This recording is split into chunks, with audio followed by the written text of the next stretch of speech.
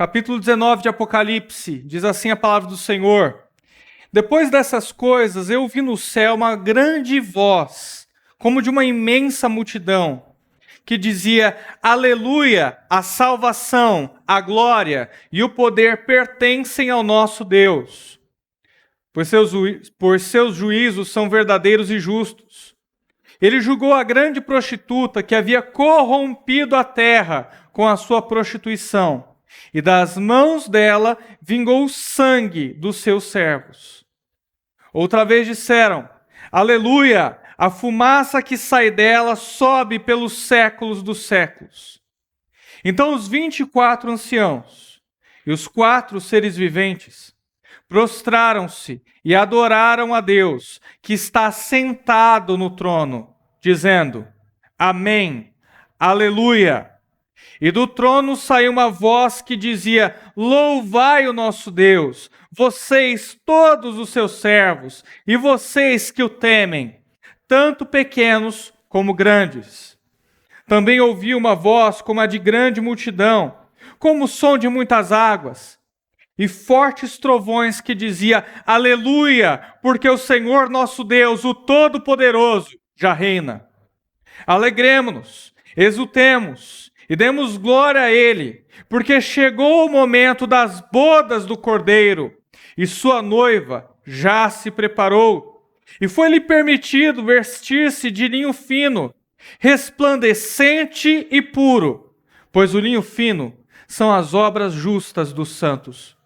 E me disse: Escreve bem-aventurados os que são chamados à ceia das núpcias do Cordeiro. Disse-me ainda: Estas são as verdadeiras palavras de Deus.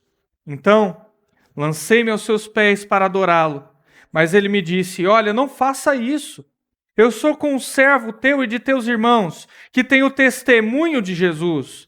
Adora, pois, a Deus, pois o testemunho de Jesus é o espírito da profecia. Até aí, tá bom, meus irmãos? Até aí. Hoje nós vamos falar a respeito de vestido de casamento, de roupa de casamento, indumentária de casamento. É sobre isso que eu me proponho a falar para vocês essa manhã. Poucas vezes na vida a gente fica tão nervoso quanto no dia do nosso casamento. Para as noivas, então, beira a face do absurdo.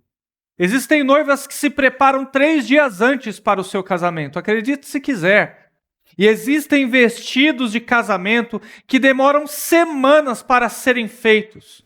Tamanhos detalhes, os pontos que precisam ser colocados naquela costura, a fim de que tudo fique perfeito no grande dia.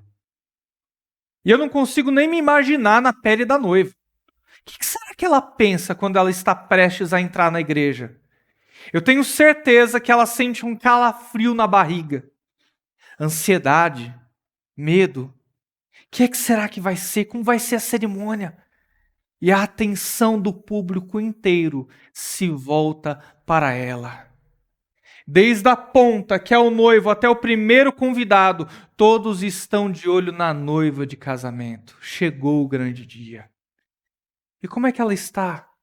Ela está bela, ela está estonteante, ela arranca olhares de admiração, todos olham para ela. Que situação, não? As mulheres aqui que já passaram por isso, sabem mais ou menos o que é estar na pele de uma noiva. E queridos, é sobre isso que eu quero falar essa manhã. Eu quero falar sim sobre amor, quero falar sobre ansiedade, quero falar sobre medo e sobre bravura, sobre a importância da coragem na vida cristã. Sobretudo, é sobre esses os pontos que eu quero abordar. E não tem melhor maneira de se falar disso, senão olhando para o maior casamento do mundo, para o casamento não do século, mas para o casamento dos séculos dos séculos. Não é o casamento da realeza inglesa, nem do príncipe Charles e a Lady Di, nem da Meghan Markle e o príncipe Harry, não. É para o casamento dos casamentos, para o casamento da suprema realeza, Jesus Cristo e a sua noiva, a igreja. É sobre isso que eu gostaria de endereçar essa manhã. Apocalipse é o livro do trono. A palavra trono, em referência a Deus, aparece 67 vezes em todo o Novo Testamento. 47 somente no livro de Apocalipse. Apocalipse é efetivamente o livro do trono. Deus está entronizado, Deus está reinando, Ele comanda a história do mundo, Ele rege com as suas próprias mãos. E que maravilha que nós estamos olhando aqui. Nós não estamos olhando mais para a queda da Babilônia, porque a Babilônia já caiu. A Babilônia e os seus deleites, os seus prazeres, as suas paixões. Estamos olhando para o que acontece no céu. O céu está em festa. O céu está contente. O céu se regozija, ele celebra. Ele diz: louvado seja o Senhor que fez cair a Babilônia.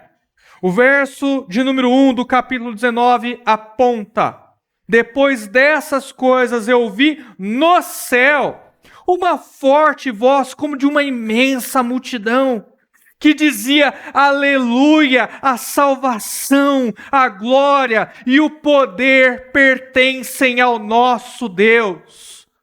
João, o apóstolo, ele está admirado com a pessoa do Senhor. Tamanha majestade, tamanha beleza, tamanha grandeza desse Deus, que colocou um ponto final da história babilônica, que fez cair o mal, que derrotou os seus inimigos. Eles estão todos debaixo dos seus pés. O poder pertence ao nosso Deus. Os seus juízos são verdadeiros e justos. Verso de número 2.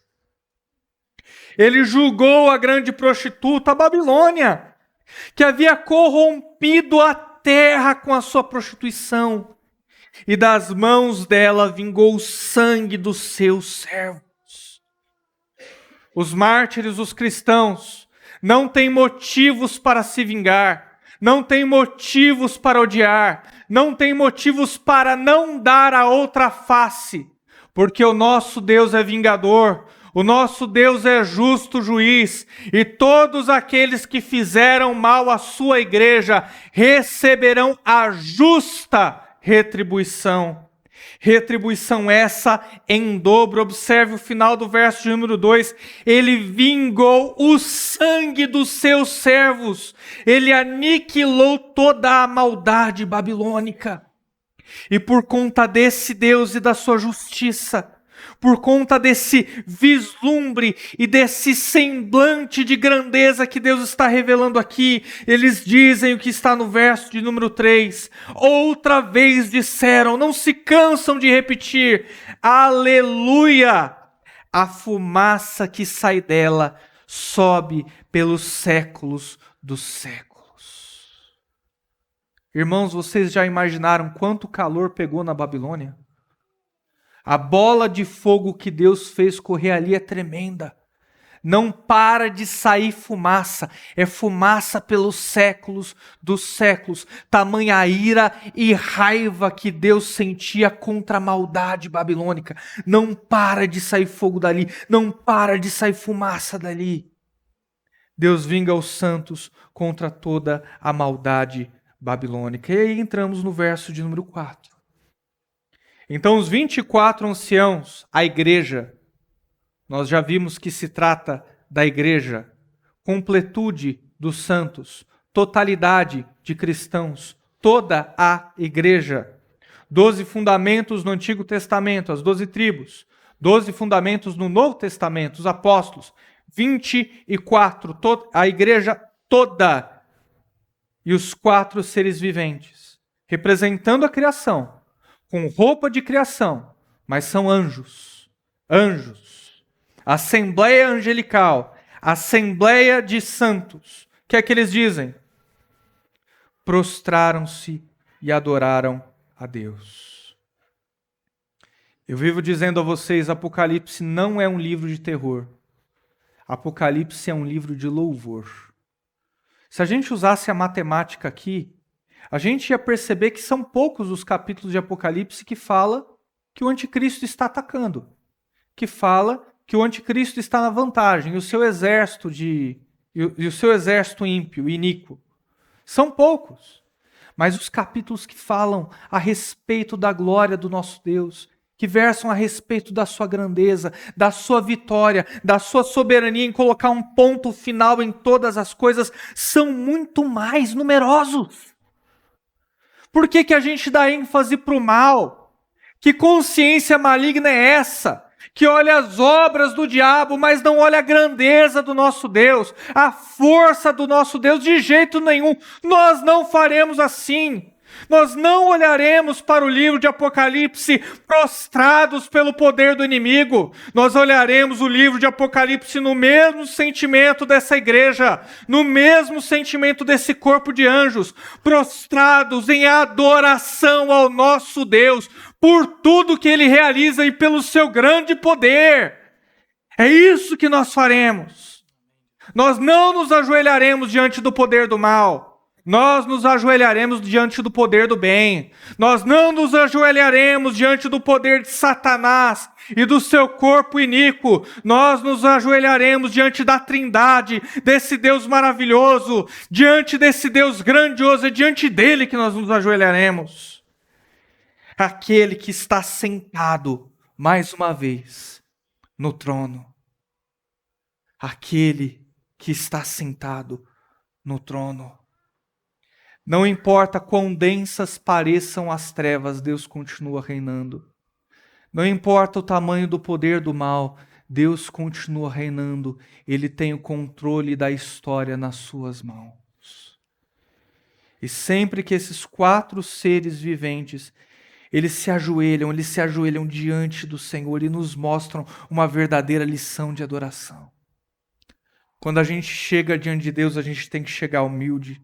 Quando a gente chega diante de Deus, a gente tem que chegar prostrado. Quando a gente chega diante de Deus, a gente tem que chegar pronto para ver a maior beleza que essa terra já conheceu, o nosso Deus. Nenhuma paisagem, nenhuma das 7 maravilhas do mundo atual ou antigo, nada há de mais belo do que o nosso Senhor. É diante dele que nós precisamos nos prostrar e ter verdadeiramente medo. Se existe alguém que nós devemos temer aqui no livro de Apocalipse, não é o diabo. Não é o seu exército do mal. Se tem alguém que nós devemos temer no livro de Apocalipse, é o nosso Deus. A esse sim nós devemos prestar temor e tremor. A esse sim nós devemos. E dentro disso, eu gostaria de perguntar para você, do que é que você tem medo? O que é que te faz perder as estribeiras?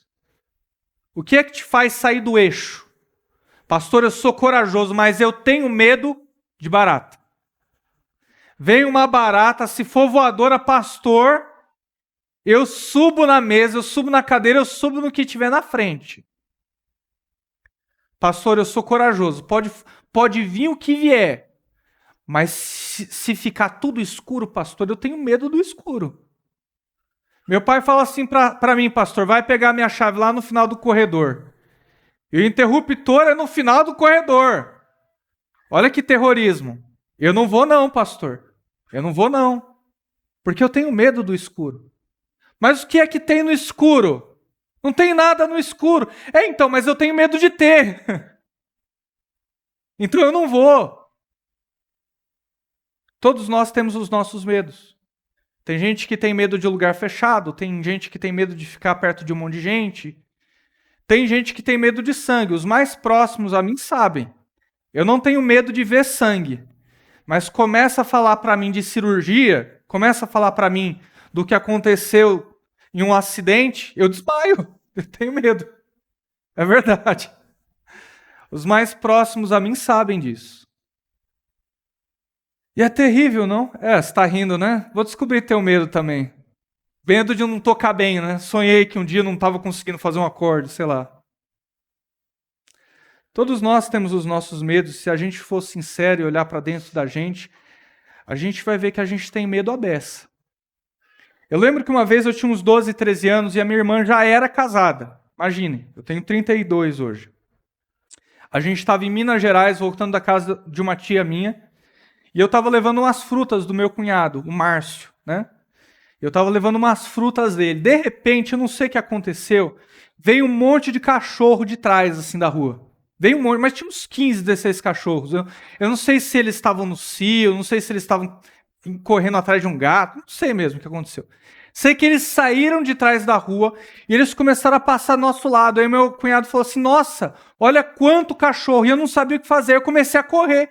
E eu corri junto com eles. E eu ia continuar correndo se não fosse meu cunhado falando assim, Ivan, para! Você tá com as minhas frutas! Aí eu parei. Mas o medo faz isso com a gente não sabe se corre, se fica. O medo faz a gente perder a cabeça. A gente não age mais naturalmente. O medo é um sentimento que ele tem domínio sobre você.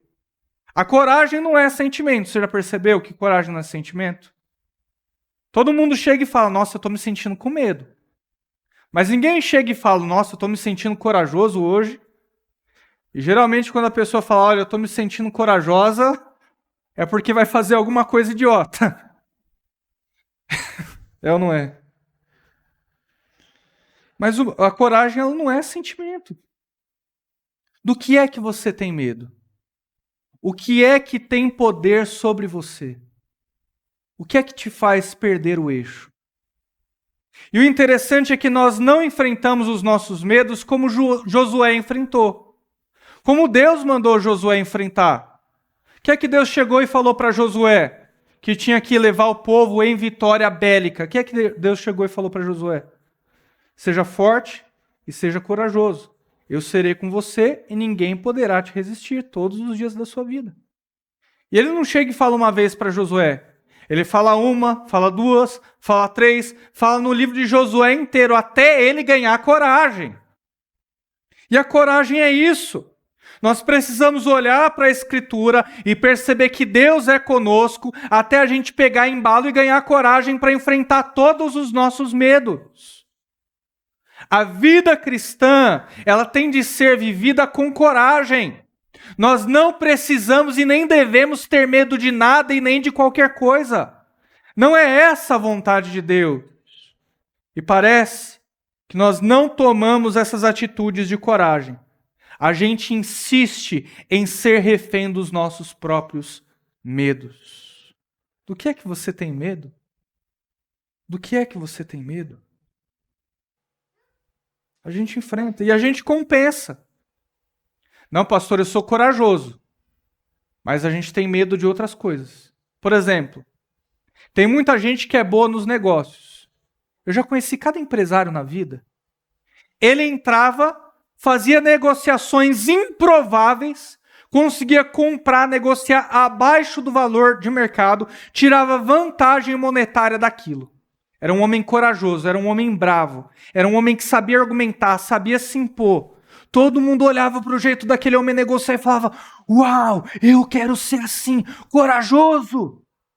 E para enfrentar o mercado empresarial aí fora, meus irmãos, é preciso de muita coragem. Mas esse mesmo homem chegava em casa e não tinha coragem de olhar nos olhos da esposa e conversar com ela sobre assuntos pontuais do relacionamento. De alguma forma, aquele homem era corajoso para a vida empresarial, mas ele era um covarde diante da própria companheira. E assim, a gente vai compensando os nossos medos com algumas coragens pontuais, e não é essa a vontade de Deus. Deus não quer que a gente crie uma espécie de compensação. Eu sou corajoso aqui e covarde aqui. Não, Deus quer que nós sejamos corajosos em todos os âmbitos. Em todos os âmbitos. E existe algo que nós devemos temer. O mesmo ser que esses seres temiam, que os anjos temiam, que a igreja teme, Deus. Quando a gente se aprofunda na palavra, a gente visita um livro chamado Provérbios e percebe que lá está escrito o seguinte, que o temor a Deus é o princípio da sabedoria. Se existe algum ser, e o único ser que nós devemos temer é a Deus e a mais ninguém. É a Ele que nós devemos temer. E sabe o que é interessante? É que quando a gente teme a Deus, a gente não teme mais nada. Quando a gente teme a Deus, a gente enfrenta os nossos medos. Ter coragem não é ausência de medo, meus irmãos. Ter coragem é a atitude que nós precisamos ter para enfrentar os nossos medos. O corajoso, ele tem medo, mas ele enfrenta. O corajoso, ele tem receio, mas segue adiante. Leve a coragem para a sua vida cristã. Embarque nessa profissão que você quer embarcar. Resolva os conflitos do seu casamento. Eduque o seu filho sem medo de perdê-lo. Leve uma vida corajosa em nome de Jesus. E porque tememos a Deus, não precisamos temer a mais ninguém. Leonard Ravenhill uma vez disse que porque Paulo se ajoelhou diante de Deus, ele não teve que se ajoelhar mais diante de homem algum. E ele estava certo. Por quê? Porque Deus é grande? Porque Deus é bravo? Sim, realmente. Ontem a gente fez culto doméstico, pegamos o meu sobrinho, e o meu sobrinho começou a fazer ali uma algazarra. Aí eu falei assim, se eu fosse você, eu parava. Sabia que Deus pode colocar fogo nessa casa se Ele quisesse? Deus é bravo. Deus pode fazer com você o que Ele bem quiser. Então, se eu fosse você, eu me aproximaria com mais reverência no culto. E ele ficou. Falei, Aí eu completei. Claro que Ele não faz isso porque Ele nos ama. Mas Ele poderia, se quisesse. Devemos respeitar o seu poder. Parece que o apóstolo João entendeu essa verdade, né? Porque é o mesmo João que em 1 João 4,18, um livro escrito também por João, Apocalipse escrito por João, as epístolas também escritas por João, é o mesmo autor que diz o seguinte: o verdadeiro amor lança fora todo medo. Quando a gente se submete diante desse Deus amoroso, que nos ama com amor indizível, que nos ama com amor sem igual, que nos atrai para perto, que nos faz pertencer a Ele com tudo aquilo que nós temos e somos. Quando nós pertencemos à redoma de amor desse Deus, que é o amor indizível, que é o amor impronunciável, a gente não tem medo de mais nada. Chegamos em Apocalipse capítulo de número 19. Aqui está dizendo que Ele te ama, que você deve temê-lo, que Ele vence.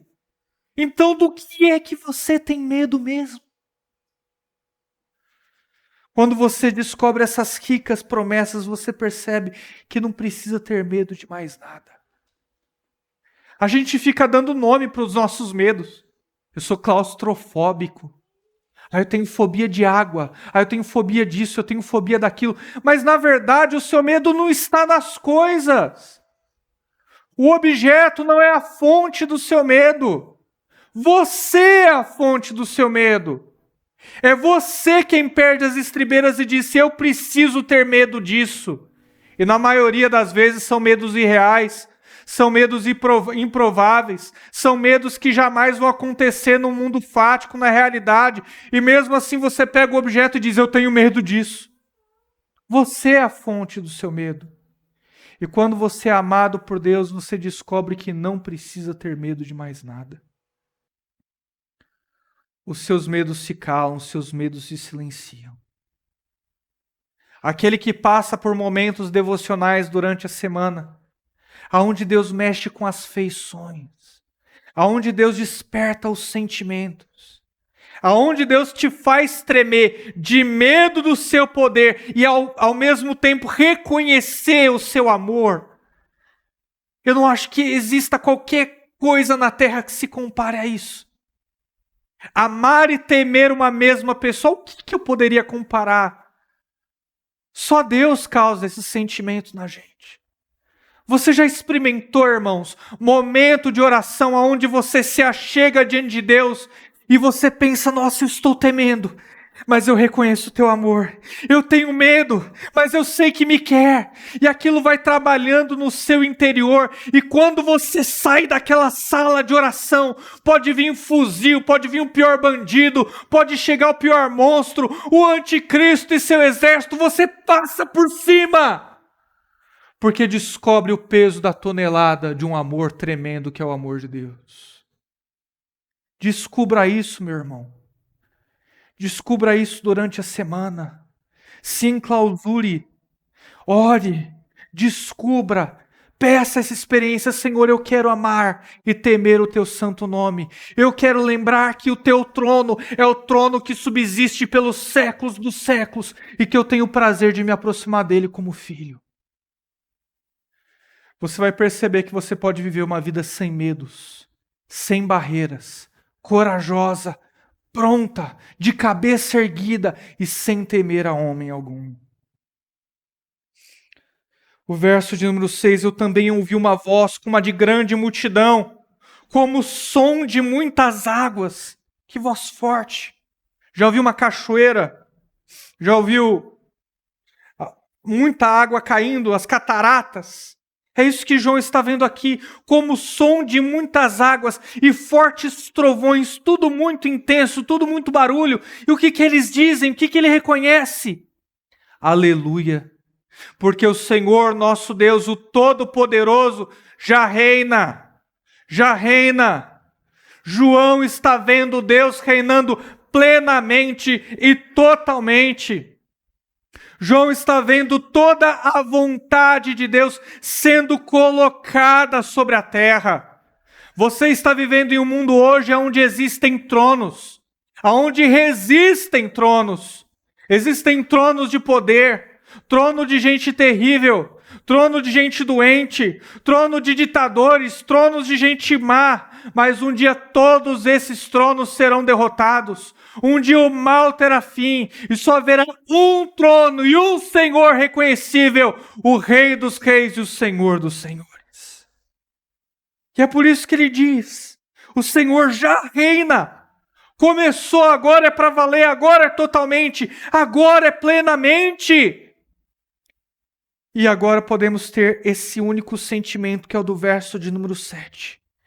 É livro de louvor, meus irmãos, não se esqueçam que é livro de louvor. Alegremos-nos e exultemos e demos glória a Ele, porque chegou o momento das bodas do Cordeiro e a sua noiva já se preparou. É dia de beleza da noiva, é maquiagem, é vestido perolado, bonito, linho fino, é a igreja. Eu e você, nós somos noiva do Cordeiro. Estamos nos preparando, estamos nos maquiando, estamos colocando o nosso vestido, estamos com calafrios na barriga porque estamos prestes a ter o encontro com aquele que nos será esposo pelo resto das nossas vidas e da eternidade. Não existe casamento igual. Não há nenhum relacionamento na terra a se comparar com o casamento de Cristo e a sua noiva, a igreja. Que tremendo, que exemplo de casamento para nós. Um homem que comprou a sua própria noiva com o seu sangue. O seu dote não foi dinheiro, o seu dote não foi posses, o seu dote não foi bens, o seu dote foi a sua própria carne, o seu dote foi o seu próprio sangue. Ele a lavou, ele a purificou, ele a comprou e agora nós somos dele pelos séculos dos séculos. Precioso dote de sangue, meus irmãos. Precioso dote de sangue. E foi-lhe permitido vestir de linho fino. O tecido mais fino que havia na época. Era como se você fosse na César Paulino e comprasse o melhor vestido de casamento. Aquele que sairia na capa da Caras, da Veja, da Veja não, né? Da Contigo, das revistas de fofoca. É como se você fosse lá e comprasse isso. E o linho fino são as obras justas dos santos. Qual é a nossa santidade? Qual é o vestido de noiva da igreja? O vestido de noiva da igreja são as suas próprias obras. É a sua pureza. É a sua santificação. É a sua paciência. É o seu domínio próprio. É o seu amor ao Deus e ao próximo. O vestido lindo que essa noiva veste, que a igreja veste, que eu narrei para você, é um vestido que está sendo preparado agora. São as boas obras. Se revista dessas boas obras, verso de número 8. Se revista dessas boas obras. São as obras justas dos santos, a santidade da sua igreja. Como é que tem sido a sua vida de pureza, hein? Você sabia que é esse vestido que você vai usar no dia do seu casamento?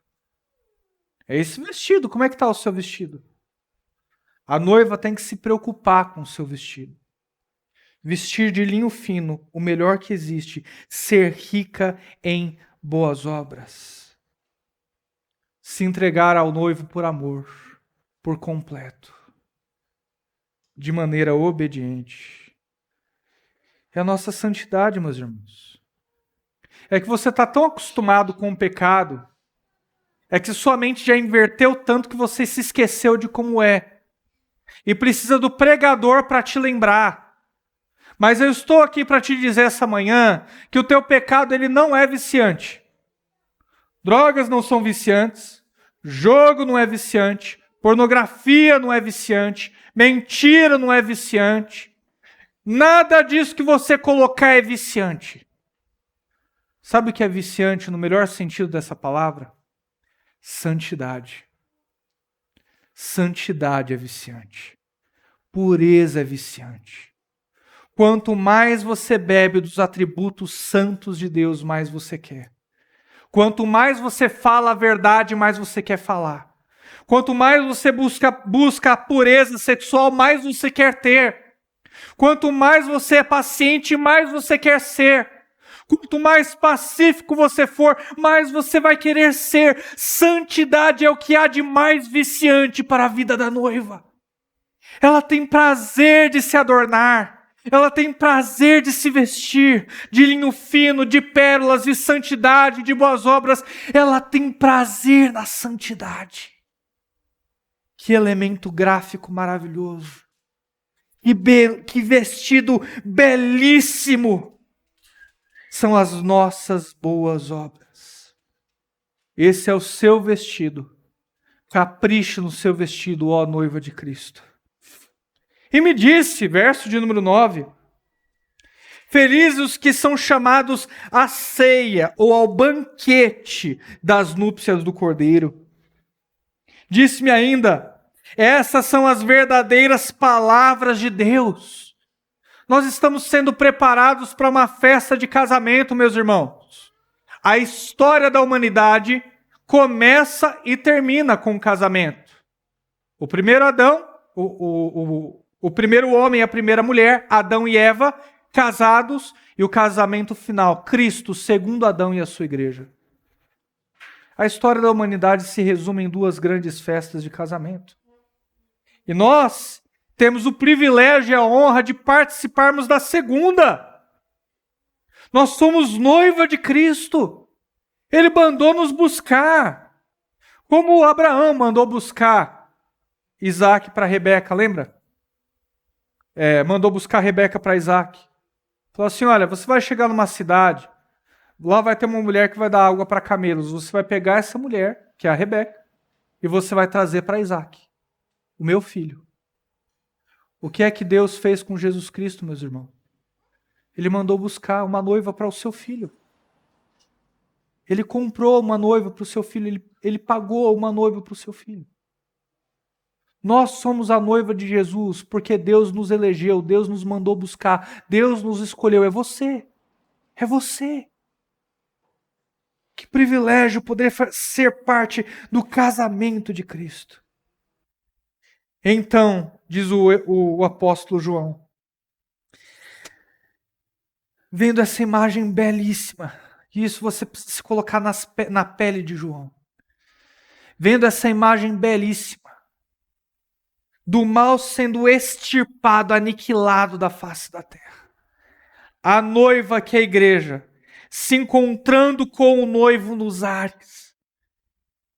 As suas boas obras e a sua justiça adornando o seu vestido de linho fino, belíssimo e perolado. João vendo essa imagem maravilhosa que nos motiva a viver santo, a um viver santo, que é a promessa de um viver santo. João se joga na frente do anjo. João se prostra. João não sabe o que fazer, ele confunde os seus medos. Estamos falando de medo. E aí ele se joga diante da pessoa errada, se joga diante de um anjo. Eu quero que você grave uma coisa muito importante. Você só teme aquilo que você adora. Você só teme aquilo que você adora. E de fato, o medo ele tem um poder tão grande sobre você que você o adora, você se prostra. Você se ajoelha diante dele em adoração. E João se prostra diante dele, porque está com medo. O anjo diz, não, eu sou conservo teu. Não faz isso não.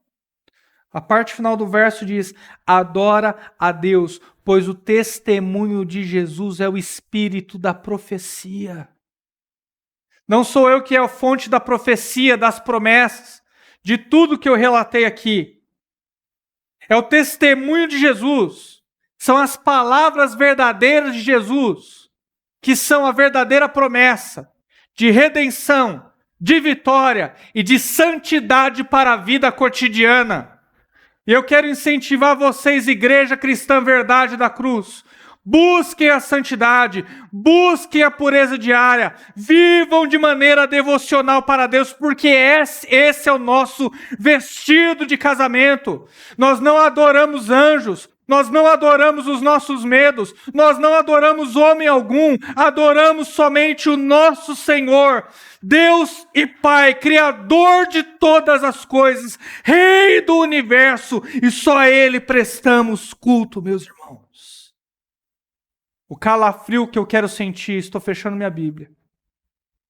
O medo que eu quero sentir não é de nada e nem de ninguém. Eu só quero sentir um medo. Sabe qual é o medo que eu quero sentir? Um medo da gente, nós, igreja, vestida de noiva, com um buquê na mão, prestes a encontrar com o noivo das nossas vidas e estarmos para sempre com ele. É o único medo que eu quero sentir. Que é aquele frio, é aquela ansiedade na barriga dizendo, nós vamos encontrar com o nosso noivo. É o único medo que eu quero sentir na vida e mais nenhum. E mais nenhum. Levante-se e fique de pé, eu quero orar com você.